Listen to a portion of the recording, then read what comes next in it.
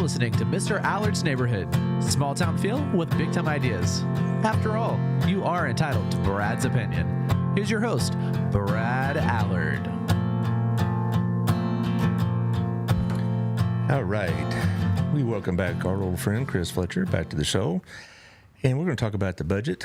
We're going to talk about an issue that seems to be driving a lot of the budget, which is the streets. You know, I'm sure that's a big topic of conversation. Also, the tax rates and just general update on what's going on in our beautiful little town and how much he enjoys being the mayor these days. Is that a good way of putting it? It's an excellent way to put it. I got a great council. We're getting a lot of stuff done. You really are. And it's nice because when I talk to other members of the council when they're on the show, I tell them how glad I am that government is boring again. You know, it's supposed to be boring. So I don't know about that. Yeah, well, I'm just saying governing is one thing and politics is another. I mean, absolutely. You got everybody raises cane and pulls out their hair during politics and all that, but as far as governing, it's which street and how are you going to take care of this problem? And is the trash getting picked up? Are we sufficiently supplied with police officers? On and on and on. And, I've been in government agencies before, and the wheels grind slowly, don't they? Absolutely. That's where you have to plan so far out, and you don't always get that line item right.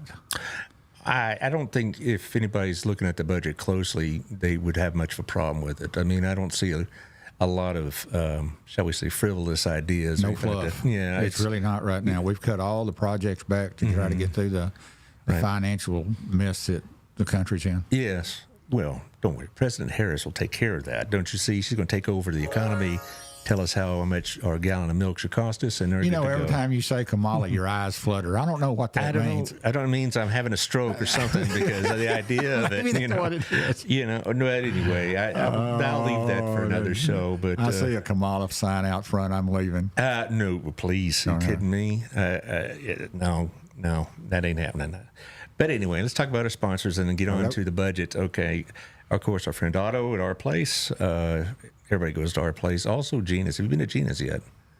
I haven't. I still go there to the first place for chicken pot pie. Yeah, chicken pot pie. I like at Our Place the chicken fried steak. And it's good, but it's not as good as a chicken pot pie. Well, I've heard that from more than one person. The chicken pot pie and also just the hamburgers. And you think, well, okay, I can get a chicken hamburger. Pot pie.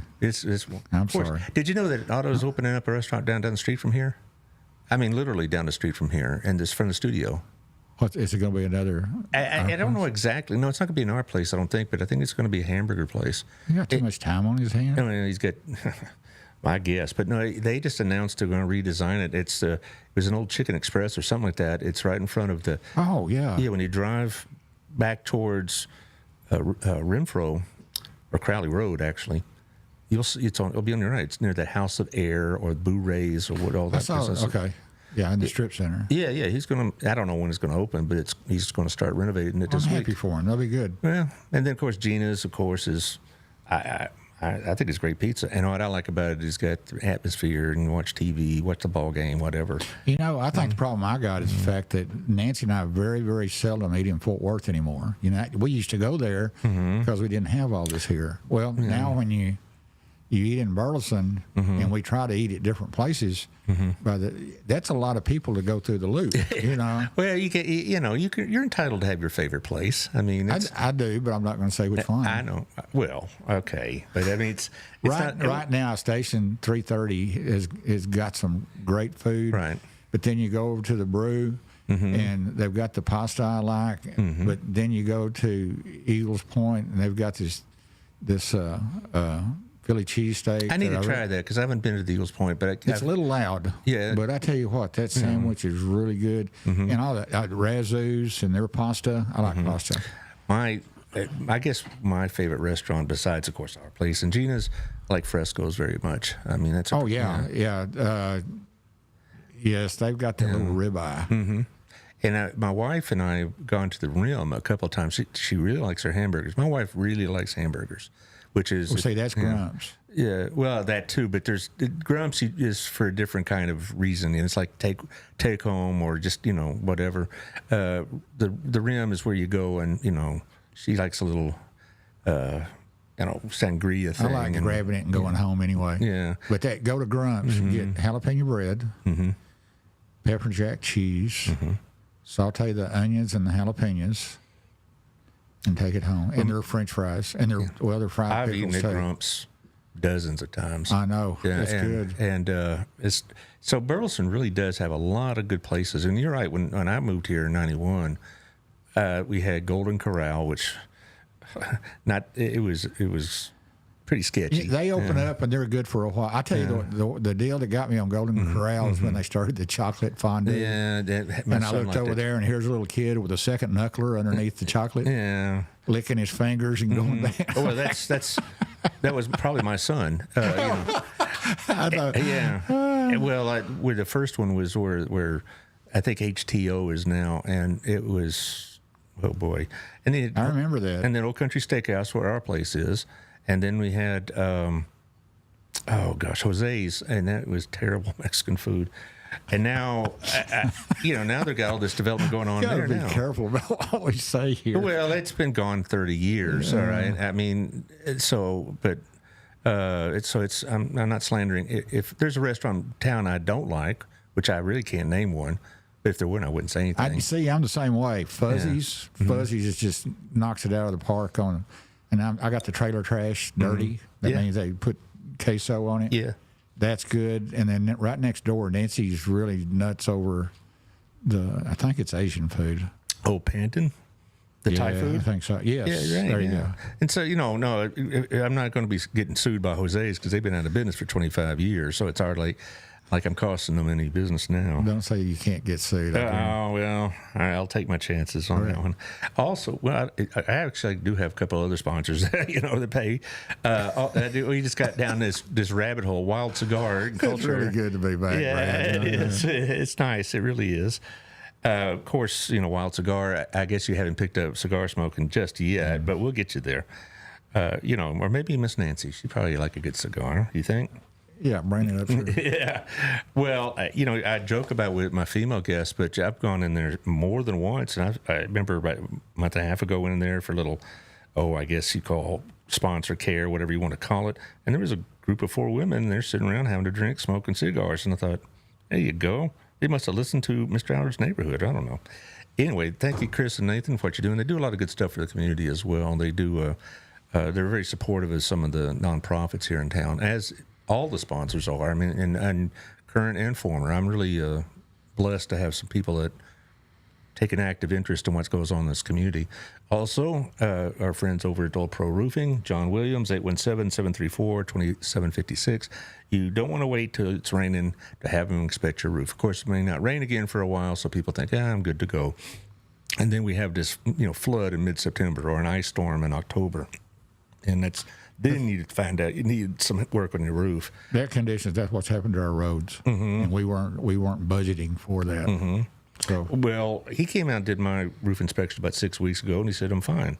So, and he would have told me, he's not trying to upsell me. So he'd have told me, well, you need repairs, or, we need to talk to your insurance company, which you need somebody to help you with that. If you've ever dealt with insurance companies, if you try to do it by yourself, they'll probably put you on hold, start laughing in the phone room. Hey, we got a rookie here, and let's record this for the blooper show for Christmas.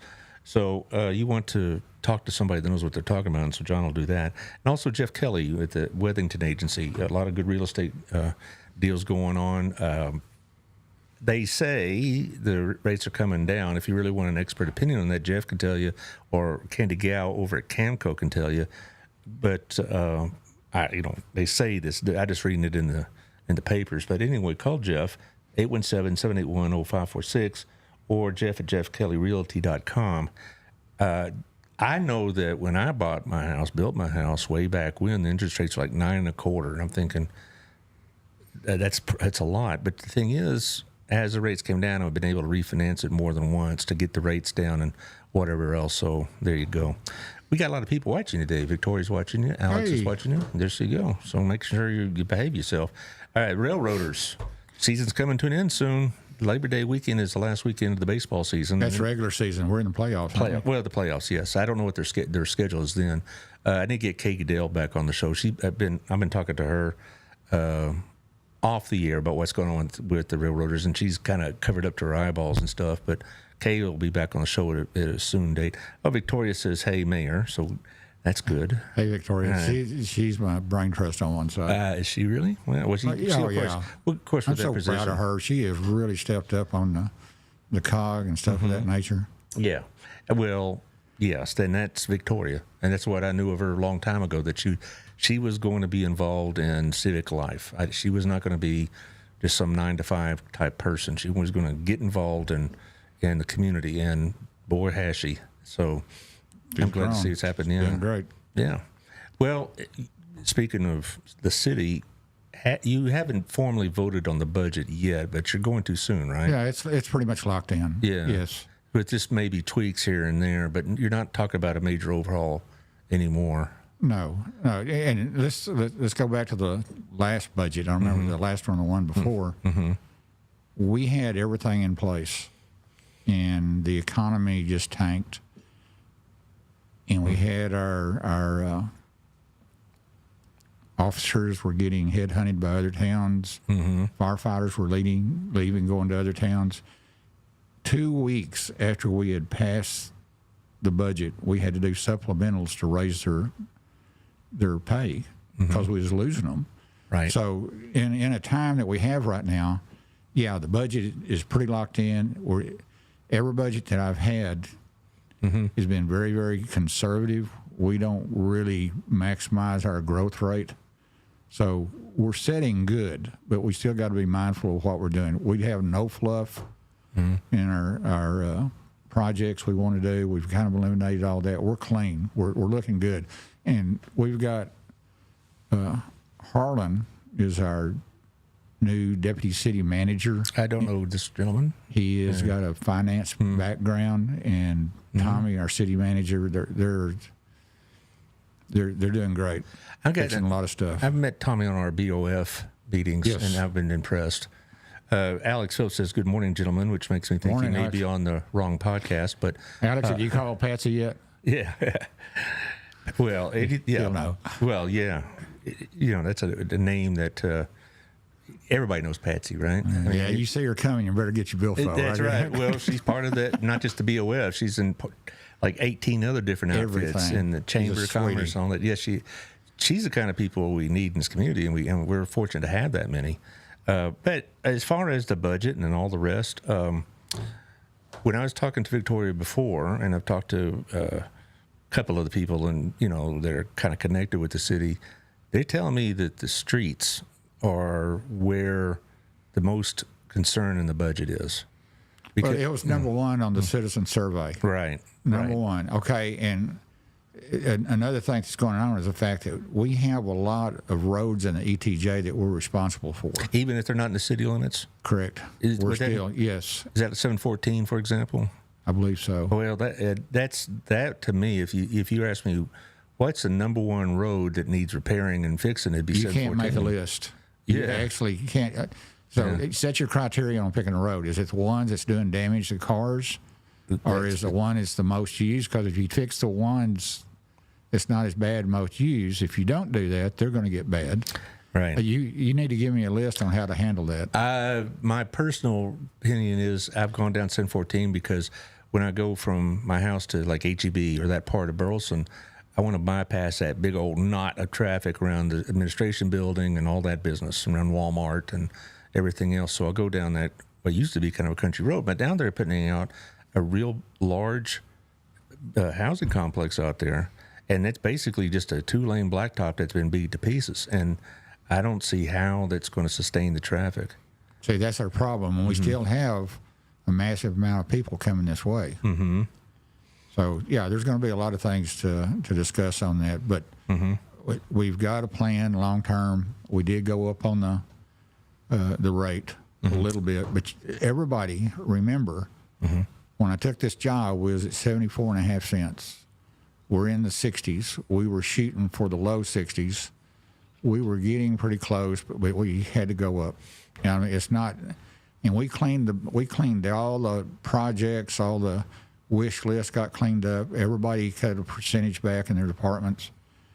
So it's not something that we wanted to do. We were going in the right direction, but you got to fix things. Have you got any static or negative feedback on that Oh, yet? certainly. Okay. Yeah. But here's the deal, and I beg everybody out there, mayor at burlesonTX.com, if you got a question, if you're mad, send me a phone number, tell me what you're mad about, and I will call you. I do that, and I'm hitting 100% that if I can talk to you and explain to you what's going on, and I like I get these long emails or I get these long texts, and most of the time the last text from people will say, I understand, or I had one that said, thank you for your patience. Well, I rise to your defense knowing how allergic you are to tax rates, because I've gotten to know you pretty well before and since you become mayor. And when you ran for mayor the first time, that was your issue. That was the only issue I had with Ken. That was the issue you ran on, was trying to lower the tax rates. And I know that for you to raise it 3 cents, I'm sure was not one of the more pleasant votes you've had to take as a mayor. The whole council was on board with this. Right. We might differ, but we come together, and it's usually. I'm impressed with this council right now. Yeah. And we've got a great staff that's giving us their information. Well, and that's what I've been hearing, not just from you or Victoria, from others, or from Alex, but I'm hearing it from people that are dealing with you all this. That this is much more appropriate and pleasant, and and I always joke with Victoria about it. I'm glad they're making government boring again. I mean, I guess for y'all, making these Bill decisions Janice boring. didn't even get on the mic every time. Oh, Lord have mercy. Is he sick? Is he ill? Poor man. He must be. I know. His hands are probably starting to shake if he doesn't get up there on that microphone. But the thing about it, if you didn't raise it 3 cents, so a lot of those same people would be probably emailing you and texting you complaining about poor service or lack of response time, or my street has been waiting like 6 months to get a pothole fixed. So you're not. And the unfortunate side about governing is people going to bellyache at you. But I have proven the fact that if you will call and ask somebody, and I'm talking about anybody on council, it doesn't have to be me. If you will call and talk it out, you're going to get a little bit of. You're going to get information that's going to justify what we're doing. There's not anything here that's nefarious at all. Well, it also helps when people feel like the city's listening to them, and when they, because sometimes they just want to vent, and once you they get that off their chest, they're glad that somebody actually responded. I do know, because I've emailed you a couple of times over the years, and you called me. I ignored them. Yeah, no, you didn't. You called me and you said, "Tell me, oh wise one, what should I do now?" No, it didn't. Yeah, right. Yeah, nothing like that at all. But no, I can vouch that you do return the calls, and I love Q&As. I really do. I had one. There was a market ministry. I had no idea what I was walking into, but usually the first question I do, I say, "How many's in Burleson? How many lives in the county?" Then I know what to talk about. But I love Q&As. The first Q&A I really did, the biggest one I've ever done, was Chamber of Commerce on the bond package. That got a little difficult. So you're telling me that you've mastered the arts of a politician? I didn't say that. I know how you hate being even referred to, even off the record. You're not a politician. In fact, you're very far from it. And but sure, it cracks me up a little bit, because it's like because you hate that title so much. Oh, I do. I really. Now everybody's going to start calling me that. No, I don't. Honestly, when people, I don't talk about you very often. Okay, I don't want you to get paranoid. But when city comes up, your name comes up, whatever. Most people, if not all, have said to me, at least I got a response. At least I felt like I was getting a legitimate answer, as opposed to just something to be, put me aside and get rid of me. And so, yeah. So the reputation you've been wanting is what you have. And I think every council member we have is that way. I really do. I don't think citizens utilize us like they ought to. Well, that's true, and I could do that from a school board perspective, because you go to a school board meeting, there's like 9 people there, and most of them are there to see their son get their picture taken with Jimerson, and that's about it. And then so they don't get a lot of feedback about what people want until the decision's made, and then they get all the feedback they want, they can handle. And so I've been to school board meetings. It's, 30 years, and they're pretty quiet normally but I've been to some school board meetings that got pretty loud, and because there was some issue involved, and so you'd have a big crowd there for that one issue, and then once the issue was gone, you go back to about 9 people being in the meetings, and so, and I've sat in a couple of city council meetings, and I could lay out and have a nap sometimes. I mean, people need to go to the meetings and need to find out what's going on, and not depend on what they read in Facebook pages, their commentary on it. Facebook's bad. Yeah, it really is. And I don't get on there anymore because it doesn't matter what you say. That's where I just wish people would call me. Just send me an email. You might not like what you hear, but at least you're going to hear something. Well, and it's good to agree to disagree. I might think you need to spend more money on parks. And this person next to me says, we need to spend more money on the fire department or whatever else. They need this equipment. Victoria is my guru on parks. But here's the deal. All that money is out of the B. Right. That's another thing. A lot of people don't understand a lot of the budget. That is paid in. It's not something. We have money for these projects that is saved up in a certain deal. Okay? It's something that we subsidize because there's not a revenue stream on it. But, I'm just saying that a lot of people think that their issue is the issue and everything else could take a back seat. And you really can't afford to do it. Victoria can't afford to do that because they know that it's, when you have a limited budget, you take money out of one to give to the other. It doesn't work that way. Well, it's not quite that easy, right? To transfer money once the budget's set. Water and wastewater, that's a standalone entity. If you looked at it in a business, it is its own P&L, okay? And you have to project out what you're going to pay Fort Worth on those two entities. Right. Okay? I mean, that's just cut and dry. Yeah, then you got the solid waste. I mean, I got blasted the other day, well, actually at church. Oh, no. That don't end the bag pickup. All these companies are getting away from bag pickup. They're going automated. You got 3 people on a truck. You can get down to 1. That's the way it is. That's an issue we're going to have to deal with. Well, there's some legal stuff going on. You're talking about they just use one of those bins and automatically dump it in the back or whatever else? Yes. Instead like you do the recycle. Right. Yeah. Well, now we're going to have to do, eventually, we're going to be forced into doing another cart. And I don't even know where I want to put the cart. Well, I'm out in the country, and my waste... Well, you got a burn barrel out back, don't you? Not when there's a burn ban, sir.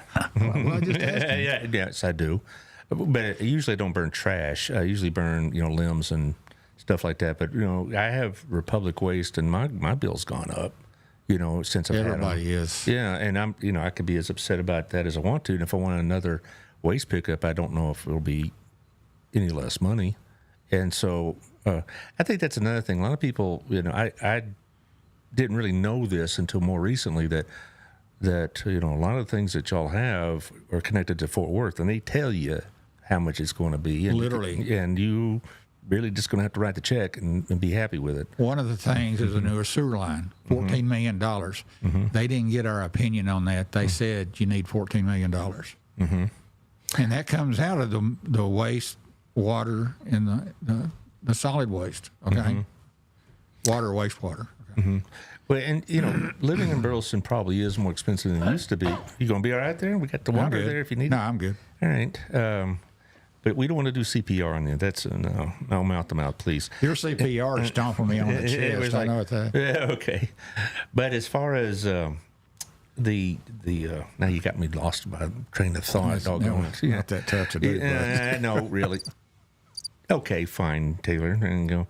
Well, but I think living in Burleson, that's where I'm going, is more expensive than it used to be. But it has nothing really to do because y'all are taxing the crap out of people anymore. But assessment's gone way up. The taxing the property's gone up. Things out of our control. Yeah, a lot of things.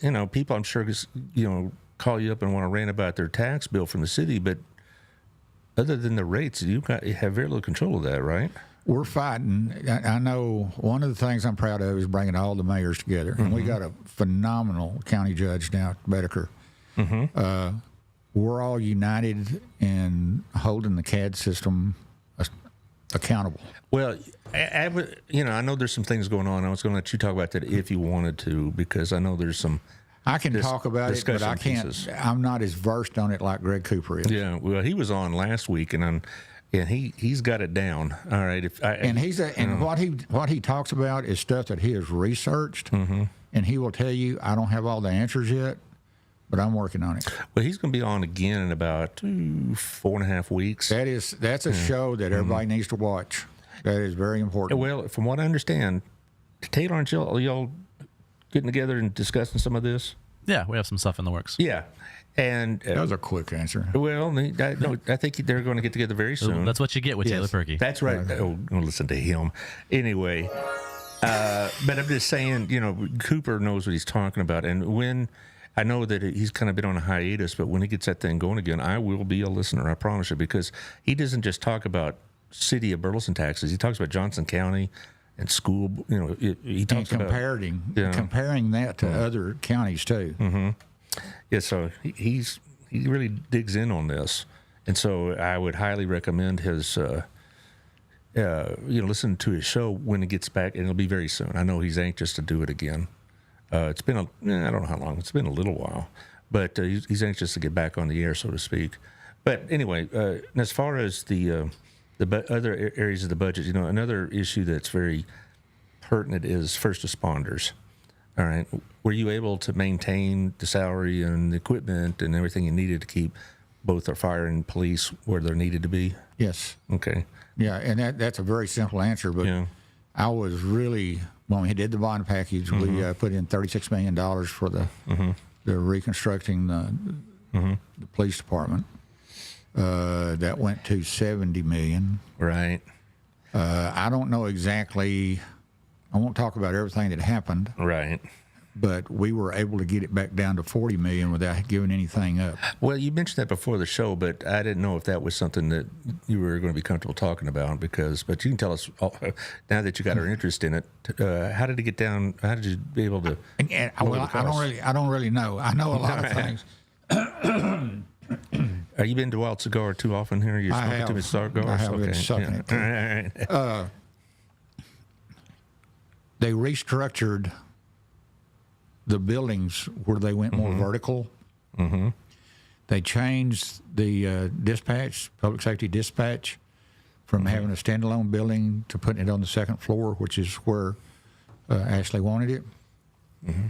A lot of things changed in the building materials. But one of the deals, when I first became mayor, I made kind of a stance on this of stop using design build companies. And I kind of touched on that with you a while ago. Right. When you look at the business structure of a design build, you have the owner and an architect that answers to him, an employee, and then he also owns the general contractor. Mm-hmm.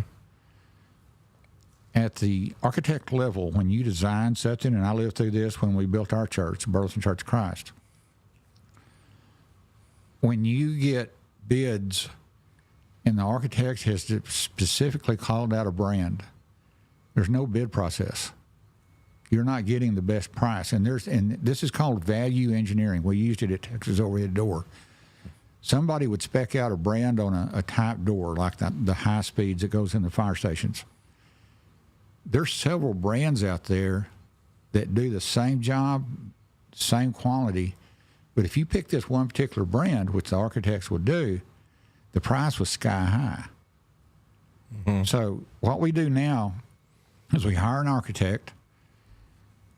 Our people sit down with them. They get input. They figure out what they want. They design it.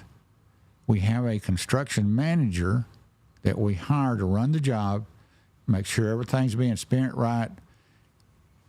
Change orders is a really a tough deal, so we make sure we don't have change orders, and they're inevitable. You just get in there, and it happens, okay? But when then we send it out for bids to get it built, and the construction manager stays through that whole process. But there's not any fluff in the job anymore, And I really, and I can't accuse anybody. I'm not going to. It's a perfectly legitimate scenario. But you don't want to go down that road. $30 million, though, that's quite a significant change. I was pretty upset when I saw the 70. Yeah, and because I remember not that long ago, it was a very hot topic during the election about. I remember. Yeah, and there were some very upset people that didn't feel like that they was not getting what they needed. Oh, there's Mr. Cooper now. All right. He says, I appreciate the shout out. Information is beginning to gain momentum now. Toby Ford. Toby Ford. Yes, I do. I go to church with him. Worked for his father. Toby Ford, the lone CAD BOD board of directors, remaining from the longstanding board, resigned recently. Next few weeks may be enlightening. But I remember when the police said we need more money to do X, Y, and Z, and you and Victoria and a couple others, it was like a 5-2 vote. You said, well, we can't give you everything, but we're going to give you some more. Now do you feel like you went through that for nothing? Because I know there were some very angry people, at Victoria in particular, because she was running for re-election then. I feel like, I don't know. My opinion at the time was, we had. This was when we was voting on the bond to put it on the election. Right. No, that it was. It was last election. The last election they had. It was a big issue about. I think the police wanted $54 million, and y'all ended up voting for $48 million. And certain people got worked up about saying how y'all weren't supporting the blue and all this other razzmatazz. But I know. No, I don't think. You asked Victoria because she took a beating in the election over that. This was over the overall bond package, where she got kind of beat up over that, and I hated that. Yeah. Dan and I wanted to take it off of the election. So Dan and I said, let's take it off and redo it. Everybody come to terms on what we need, okay? And that failed. We was the only ones that was wanting it. Well, I know that now hopefully you'll have some more latitude to satisfy some of the issues that the fire department was asking for. They got it all. Yeah. They got everything. We have had to adjust a few things because of the price. On the police department, that job was $29 million. In all my life, I have never put 25% on top of a job to think that was for overage.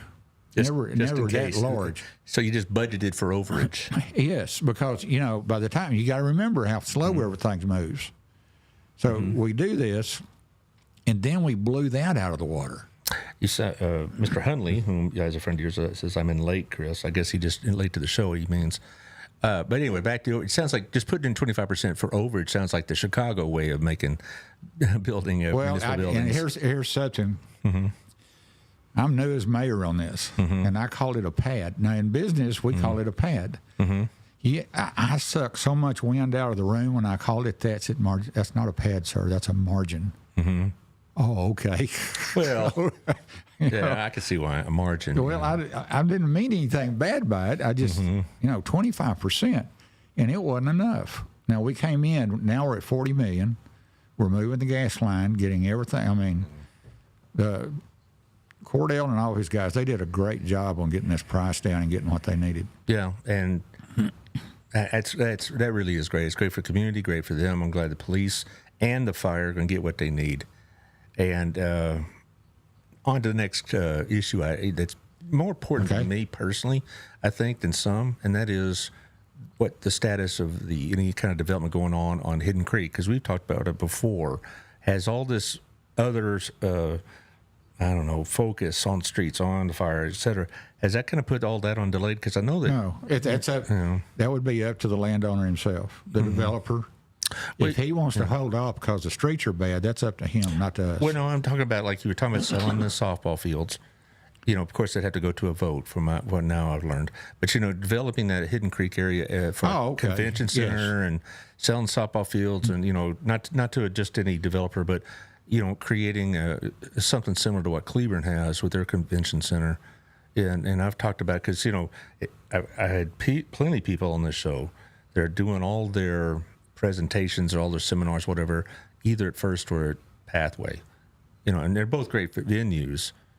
Pathway is a very nice venue, but it is a private venue.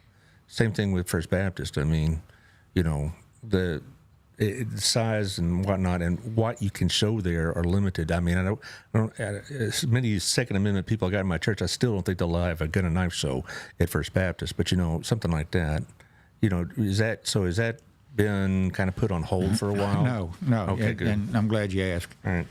Okay, I'm going to go back. Number one, the property on Aldsbury, Hewlin and Aldsbury. When they announced where the train depot was going to be, developers went out there and bought that land up, and they were giving multifamilies in that area.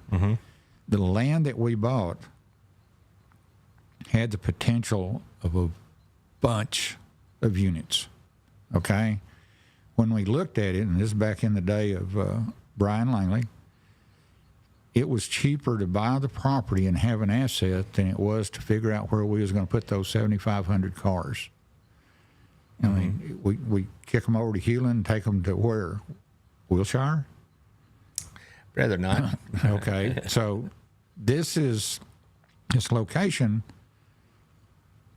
is a great location for future city use. Okay. There's no plans to build anything. There's no library plan. There's nothing on the deal. Right. So, by the way, you mentioned before about the library. That whole issue that got people stirred up about moving the library, that's not part of this budget at all, is it? None. We gave them money to design what they wanted as a library, library board, and that's great. But there was no area picked. There was nothing there.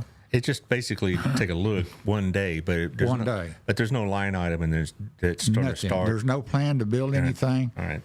So we took this land, and one of the things I ran on was making the golf course a standalone entity, not subsidized. So when I talked to our general manager, James, I said, why don't we get the larger venues, the quality tournaments? He says, we have no place to have presentations. We have our presentations and awards outside. Right, like we do at the BOF back in June. And I'd always wanted to do something to clean up Hidden Creek. So what we're doing, it's coming up pretty soon. We've got layouts of where we want to put the new ball fields, which is going to be the same money to build new ones as it is to repair the stuff that we got on Hidden Creek. Yes. Those ball fields are going to be shut down because they got cracks in the ground. I played on them. Yeah, they're not usable anymore. So but in order, the vision I had, and I think it had already been brought up to council at one time, is to rearrange the golf course where the pro shop is, come down, get rid of that metal barn, and make that a venue through there. And then the jug handle would be a convention handle. That's that turnaround right there at the deal. Right. I know that 19 they had a plan, and I don't know where it went from there. I do know that in the last couple of years, there's been conversation about selling those fields, about building something that would attract not just golf tournaments, but local conventions. And it's a great location right on the highway, and you could have I don't know what kind of conventions you could have, but there wouldn't be these mega conventions like in downtown Fort Worth, but you'd have a lot of conventions that don't need that kind of space. Well, and it's not just a convention, it's a hotel too. Right, a hotel, right. And the good thing about this, where I will get in trouble in this statement, there's really not a problem with apartments if they're next to I-35. You understand what I'm saying? Put it on there, a hotel next to I-35. That's cash for the city. Right. So this is a plan we have. But in order to use that land where the ball fields are on Hidden Creek, the city has to approve taking that out of the parks. And won't they take a public referendum to approve that? Yes. Okay. Yes. And then we're going to build brand new ones on Aldsbury on the back side, so there's future growth on the front if we need to. Well, I just didn't know if there been any progress, because I do know that there is, and we're fixing to bring that out. for the citizens to look at and get input. Do you have any interested developers yet?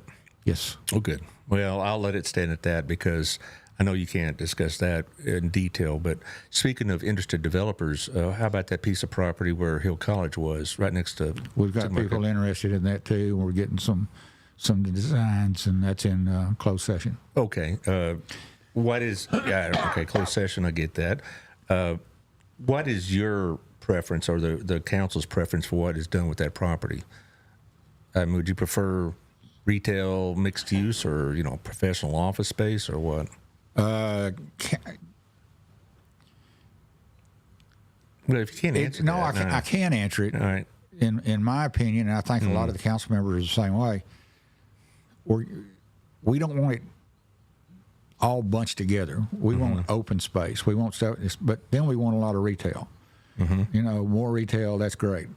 So how do you dump this on somebody with a wish list, and you only have so many square feet? Parking is an issue. Right.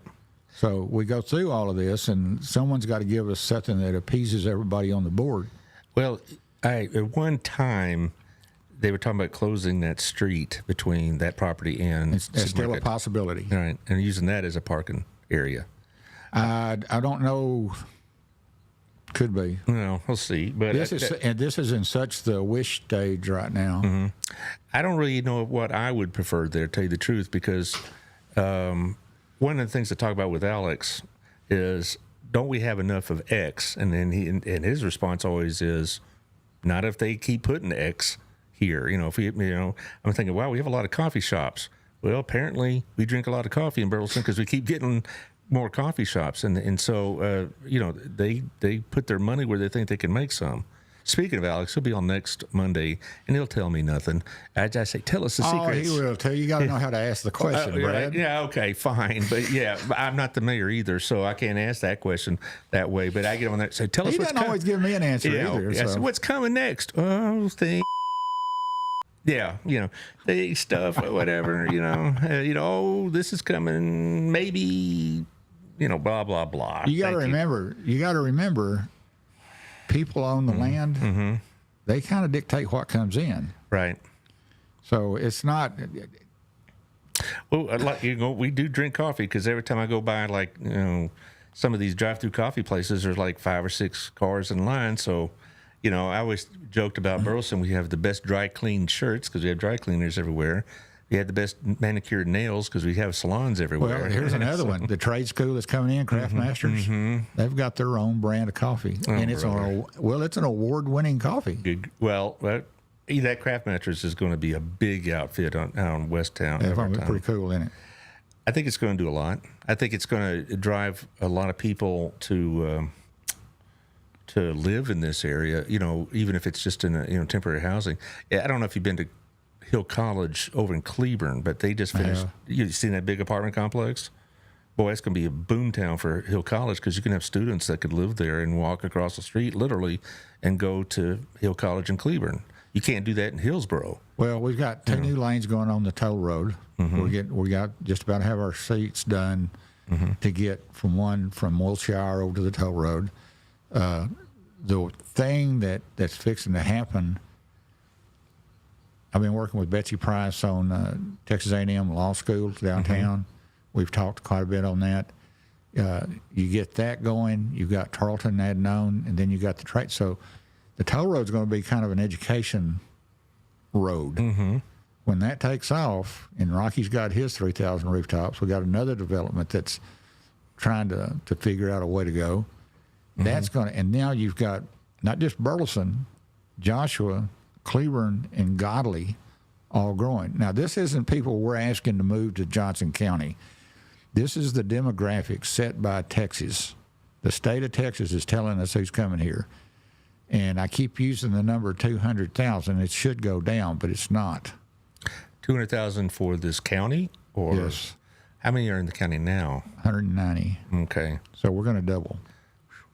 I know. Oh, boy. Parker County is getting 22 families a day. So they're in the same deal. Now, we got Hood in between us. Right. They got 19,000 in the whole county. Okay. Well, I hear of more people that are willing to make the drive from Granbury to Fort Worth. Get on that highway and just do it. Yes. All right, Alex Phillips says the 5th fastest growing county in the last 2 years in DFW. That's us. Yes. I read it, Kaufman County. And it's all Alex's fault. Alex is Kaufman County #1. I heard that on the news, I thought. And that's all whose fault now? Alex's fault? Alex is bringing all this business. Yeah, look what you're doing to our little small town, Alex. Well, but, I grew up, this reminds me a lot of where I grew up in Collin County. When I moved to Plano as a young boy, my dad moved us there. Burleson and Plano had a lot in common. And by the time I graduated high school 6 years later, we were like 100,000 people. Kaufman County is not just fastest in Texas, he says, Alex does, but in the United States. How about that? But, now you go to Collin County and it's totally urbanized. I don't know. I don't know if I'll ever see it like that for us over here.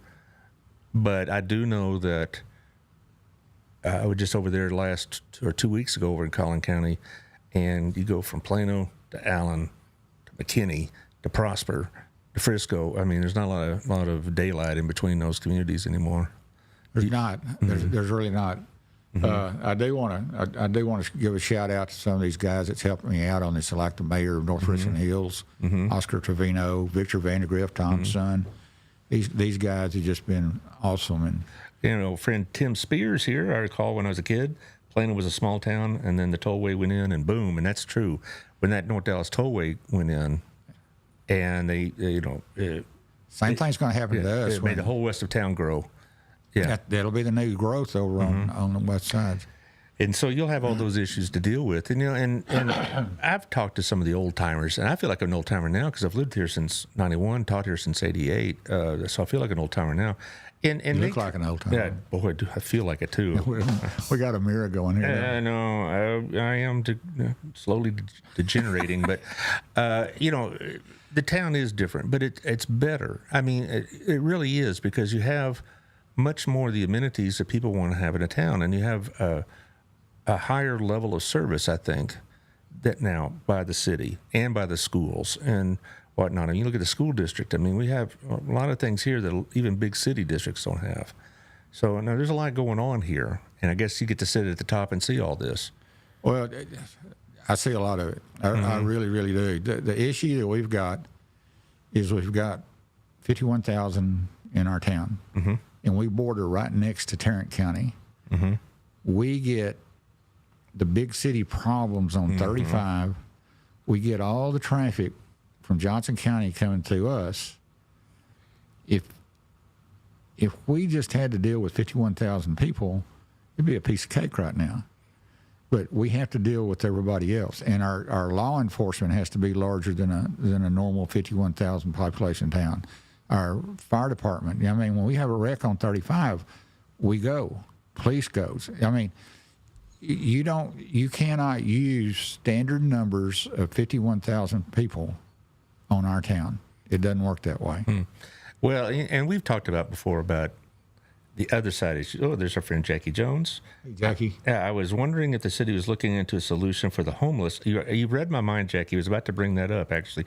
Into a solution for the homeless that's been coming in. I have seen some at the library and some at Warren Park. I was about to ask you that same issue.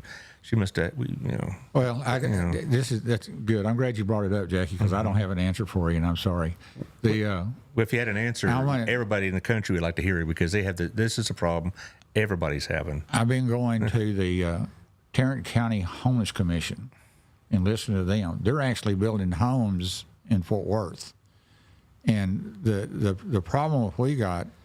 I made a statement on your show been a while back. Someone had bought somebody, a homeless person, a meal at Whataburger. Remember? I remember that. Yes, I remember the feedback you might say you got on that. Yeah. Yeah, and it wasn't the heart is right to do that, but if you're not careful, you're going to have homeless people in Burleson expecting handouts. Now it didn't happen. Everything's great. Proud of the person that brought the meal. Well, I got a call from a close friend saying I was nice to homeless people. I didn't mean to do that. So I went to their house, sat down with her and her husband, and we got to visiting, and he said, well, you need to do something. I said, okay. He said, I'll tell you what I'll do. The land right next to you is for sale. I will buy it, and I know people that will build small houses for homeless people. Well, I don't want it next to me. Right. Not in my backyard. I got it. I don't have an answer. Now let's go buy a hotel somewhere like Austin did.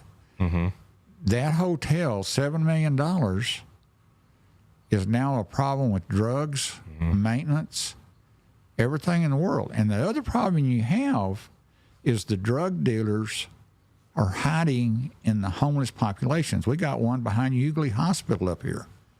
Really? Yes. And they hang out. They actually give money. They subsidize the homeless so they can hide within their population. Okay? There's issues here. Jackie, I wish I had an answer. I'm sorry, but I don't. No, it's a tough answer because I've talked about it with Victoria before. I talked about it with the nonprofits, and they understand the problem. They understand that, if you have services for the homeless, where are you going to put them? It's always somebody else, somewhere else in town, not next to me. Second of all, they understand that you don't want to be a magnet, so to speak, but you're also torn with the compassion issue. And there, Jackie, look at this. We're on the same page. I have compassion. Oh, I'm with you, Jackie. Homeless, absolutely. In fact, one of the ladies that camps out up there, Nancy and I tried to help. We got her a week at a hotel, okay? We got that. We got her food, got the whole thing. I tried to get her a job interview. She didn't want it. She did not want a job. Well, and, you talk to Lisa Schwartz and her Crazy Eights outfit, that's kind of a requirement for them. They're not a homeless shelter. If they're a place for people to kind of get a second start with, and provide some housing, but there are requirements made of those people. And that's what some of them, and that's an unfortunate truth, is some of them really are not looking for a way out. They're just looking for a handout. There's two categories that trouble me a lot. One is our veterans. 5% of the number that Tarrant is presenting is veterans. They don't want to talk to anybody. Right. They just want to be left alone. Sherry Scott has said the same lady's been hostile that been doing Jackie. Sherry and I have talked about it. And that's not just a flippant number. That is what that woman says. She expects someone to give her $1 billion. Well, she went up from $1 million. But let me finish the other category. Well, I'm just going to say, send her to President Harris. Let me give you the other category. This is a new category.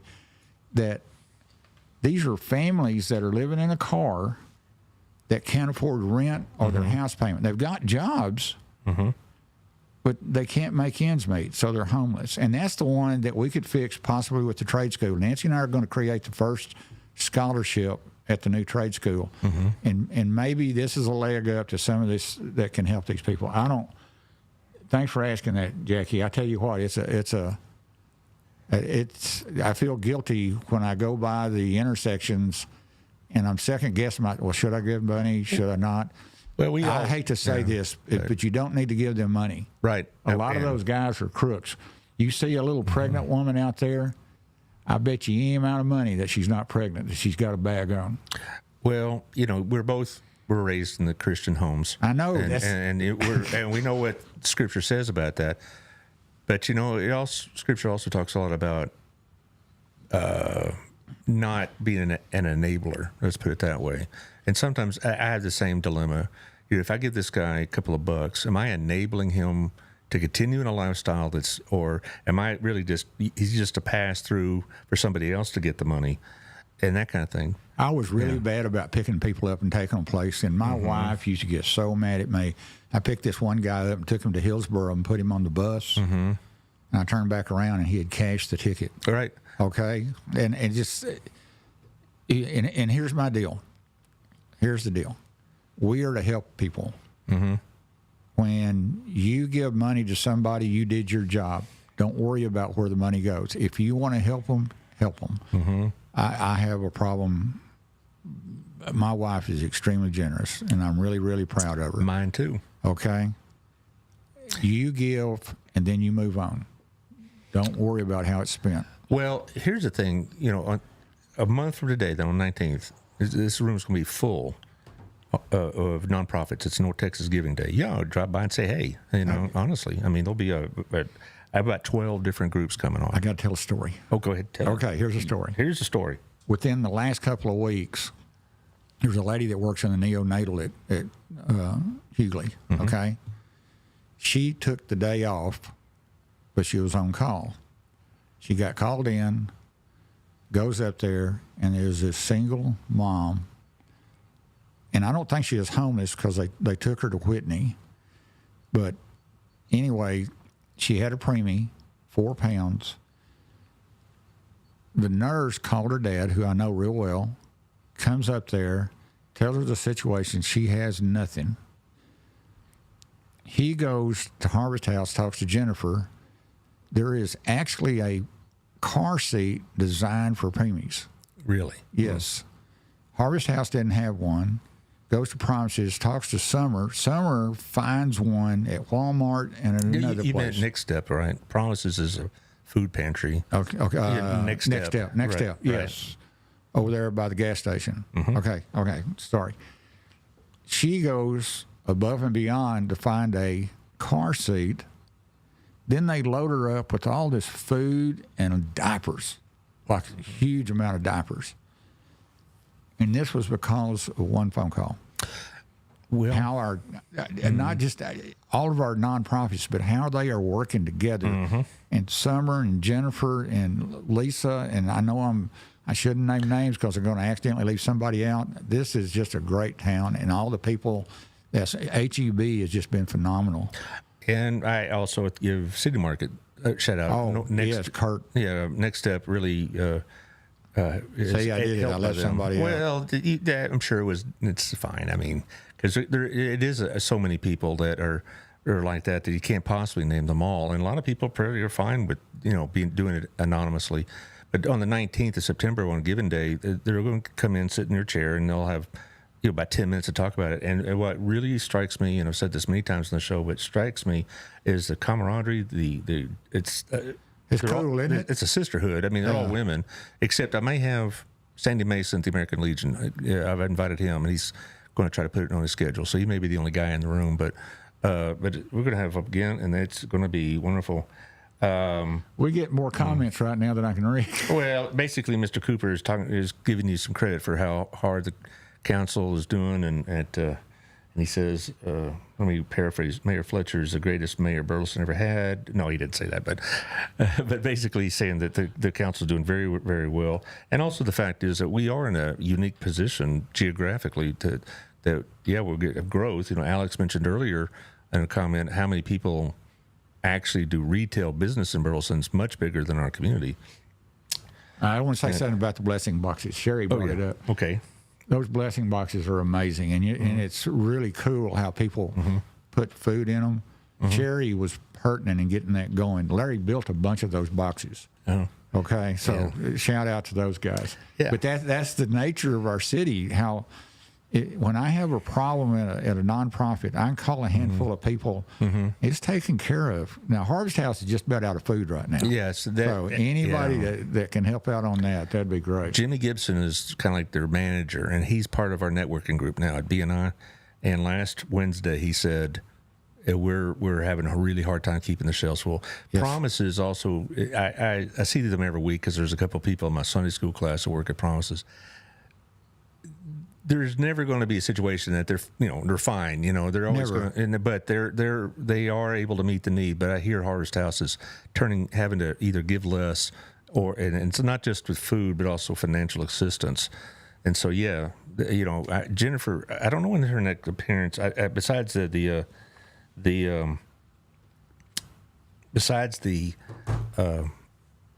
19th, North Texas Giving Day, I always have her on the show. And, and they told me that Power of One helped, but the need is just so much greater. I know. Yeah, so. Any of you rich guys that's my buddies out there, y'all need to write a check, okay? I'll tell you what, I'll write one today if y'all will too. You'll match it? Yeah. Well, if you want to talk to a rich guy, Taylor, hey. Hey, Moneybags. Yeah, how's it going over there, Mr. Tesla? All right. All right. He's saving up for battery replacement. Well, I honestly, I think I can mute your mic. You know, you can. Censorship. I know it. Well, you got to come by though on the 19th, and you know, before you leave, we're going to schedule you another time, and we'll probably pick this up again, because I've always said I'm the most lucky guy in Burleson. I'm very most fortunate guy in Burleson because I sit here and I get to see all these people, men and women, dedicate themselves to such good things. You know, and you know, I have a couple that I know better than others, but I've gotten to know so many of these groups, and like, how, you know, what is it about Burleson? You don't know the tip of the iceberg. There's one bunch. There's one bunch that makes bunk beds and gives them away. Right, I've heard. I've been trying to get them on the show. In fact, I know you. Heavenly beds or heavenly sleep or whatever. They've got it down to an art. I mean, they'll turn out a couple of hundred of these things and then deliver them. Yeah. And not only that, they put mattresses and bedding. I mean, the whole thing. So it's pretty cool. And there's another group in nearby here that does a lot of they're called Meat Meisters, that do a lot of the barbecuing for these events, and they have a great ham sale. And well, it's around Easter time. And I said, you got to do it around Thanksgiving. So I'm trying to talk them into that too. The best barbecue ham you're going to eat. Sleep in heavenly peace. That's what it is, Sherry. Thank you. Thanks, Sherry. Yeah. And so, you know, and we have all these people doing these things. And then, you know, and a lot of people that aren't really part, you know, officially part of these groups support these groups. You know, people, you know, giving food, giving money, giving time. We got a group that don't want their name out, nothing, but they take sandwiches down to Lancaster where the homeless are. You know, I've heard that before. Yes, and they don't want anybody to know. They just leave us alone.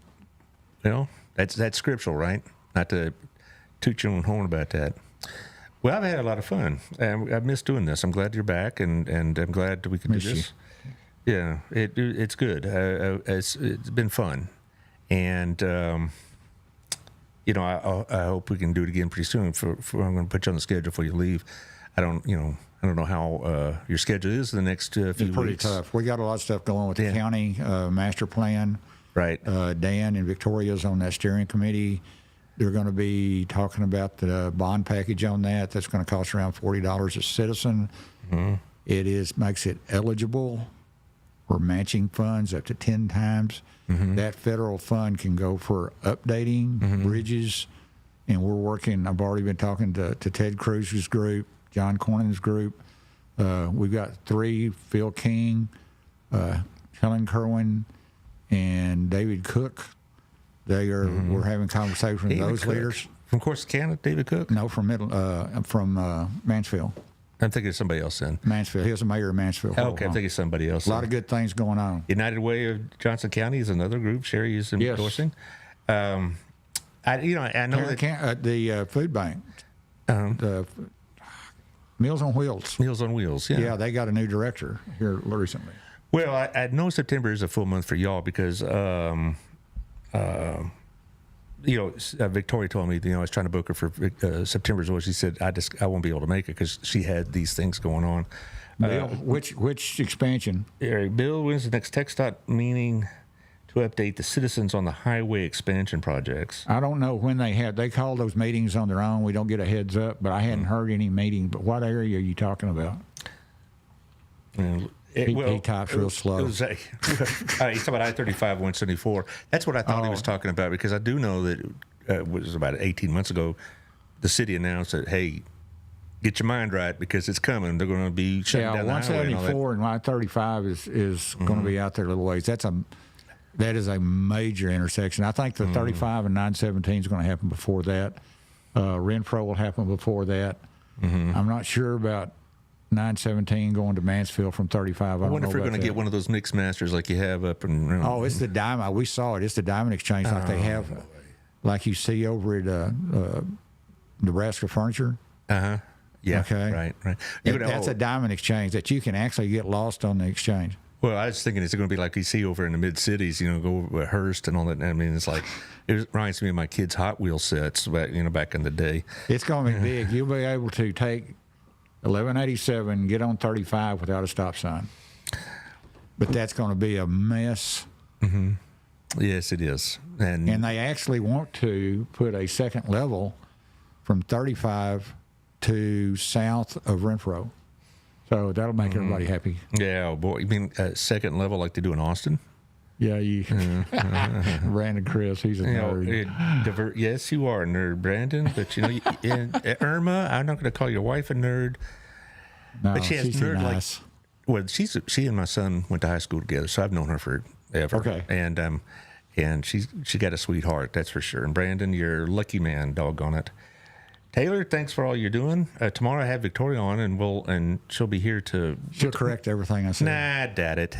Honestly, she's been very complimentary on and off the air. So I think you're going to be in good shape there. I'm proud of our council. Yeah. It's doing good. So we'll see y'all tomorrow. It's going to be noon tomorrow. My DBU schedule starts tomorrow. So we'll talk to you at noon with Victoria, and y'all have a good day. Bye.